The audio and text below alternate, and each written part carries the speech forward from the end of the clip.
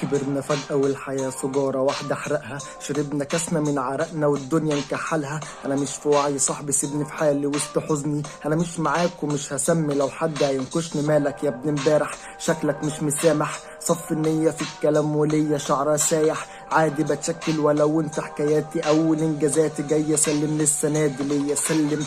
كمل الليلة دي مش هطول بس هاتلي سلم، هطلع للعيال ده شلف وارجع تاني عرش اجنن.